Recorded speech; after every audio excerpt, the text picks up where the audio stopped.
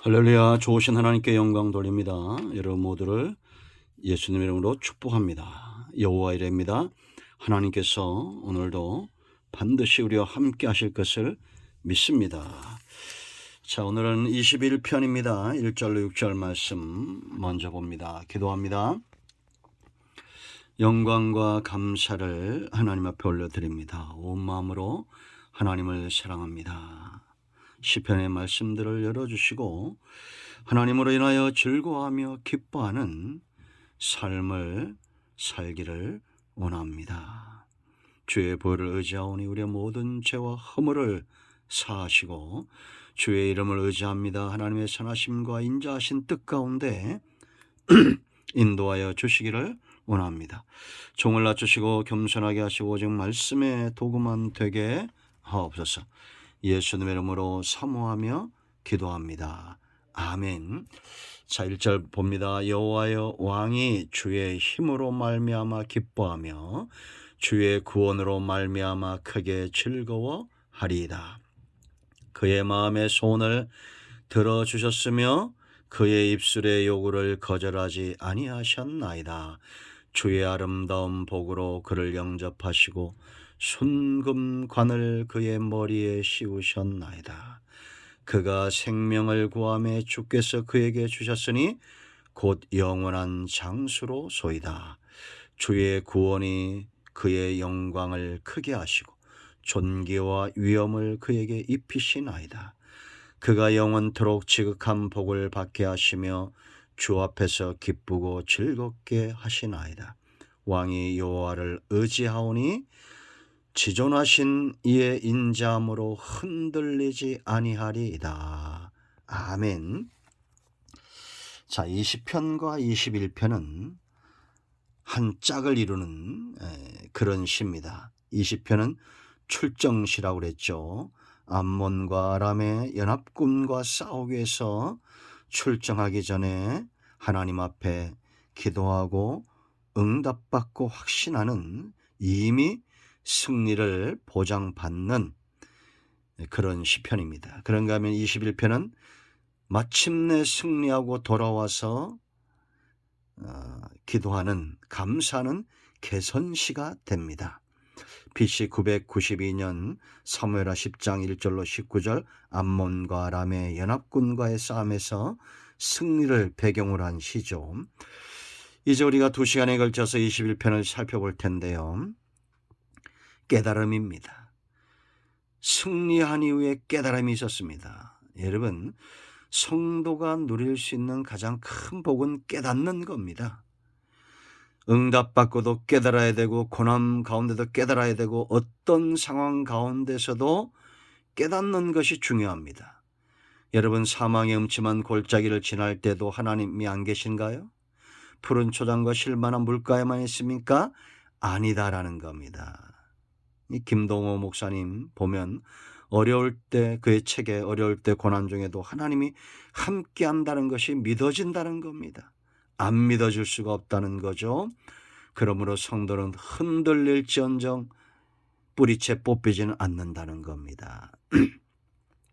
이 전쟁에 승리하고 이들이 깨달은 게 뭐예요? 크게 오늘 본문에서 세 가지인데 승리의 원동력이 누구인가가 더 분명히 믿어지고 확인되어졌다는 겁니다. 1절 말씀 여호와여 왕이 주의 힘으로 말미암아 기뻐하며 주의 구원으로 말미암아 크게 즐거워한다라고 말합니다.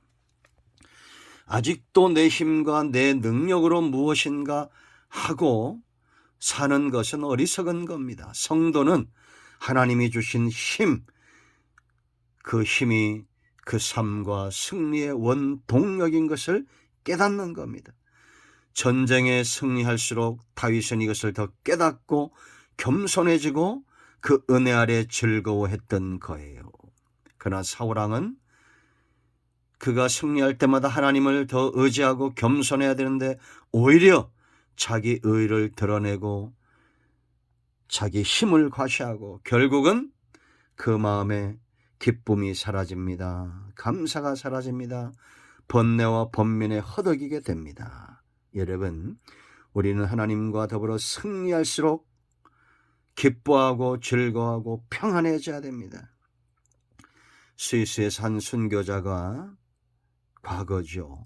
복음이 들어갔을 때 이제는 화형당하는 순교하게 되었습니다. 장작 더미에 올라가서 이제 고프를 지필 터인데 너무 평안한 거예요. 그때 마지막으로 그가 입을 열어 전도합니다. 재판장님 와서 내 가슴에 손을 얹어 보십시오. 내 가슴이 요동하거나 불안해하면 예수님을 믿지 마십시오. 그러나 평안하면 하나님이 살아계심을 알고 믿으십시오. 그렇게 요청했습니다. 재판장이 볼 때 너무 신기한 거예요. 왜 저렇게 죽음 앞에 담대할까? 내려가서 그 심장에 손을 얹어보니 잠자는 아이의 심장처럼 평온했다는 겁니다. 여러분, 하나님을 승리의 원동력으로 삼으세요. 20편 7절 8절 다시 한번 볼까요? 병거를 의지하고 말을 의지하는 자, 그런 자들은 8절에 비틀거리며 엎드러진다라고 말합니다. 그런 하나님을 자랑 삼고 의지하는 자 바로 선다는 겁니다. 하나님이 우리 승리의 동력, 삶의 동력인 것을 승리하고 응답받고 체험하고 더 그 신앙이 깊어진 겁니다. 두 번째, 중심. 2절 보세요. 그 마음의 소원을 들어주셨다라고 말합니다. 20절 4절에서는 네 마음의 소원대로 허락하시고 네 모든 계획을 이루어 주시길 원하노라. 하나님만으로 만족했더니 다윗의 중심의 소원이 어떤 것이었겠어요? 그것은 선한 것이고 하나님의 영광이고 백성을 위하는 것이고 절대 탐욕과 욕심에 이끌리지 않은 그런 중심이죠. 그런 중심을 소유할 때 정말 하나님이 응답하시는구나. 이걸 깨달은 겁니다. 여러분, 지금도 하나님 우리의 중심을 보시고 응답하시는 겁니다. 세 번째, 흔들리지 않는다. 7절 보세요. 왕이 여호와를 의지하오니 지존하신 이의 인자함으로 흔들리지 아니한다.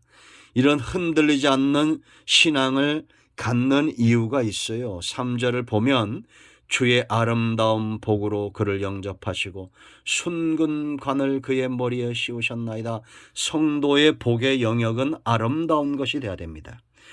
불의한 것, 더럽고 추잡한 것, 그러한 것들로 우리가 부를 얻는다고 해보세요.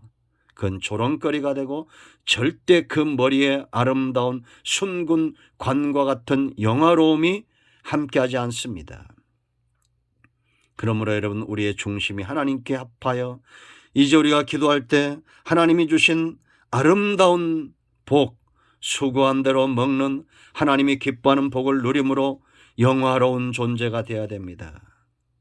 권력욕에 사로잡히고 돈 욕심에 사로잡혀서 추악한 사람들이 얼마나 많습니까? 그러나 하나님이 주시는 복은 아름다운 것이고 영화로운 것입니다.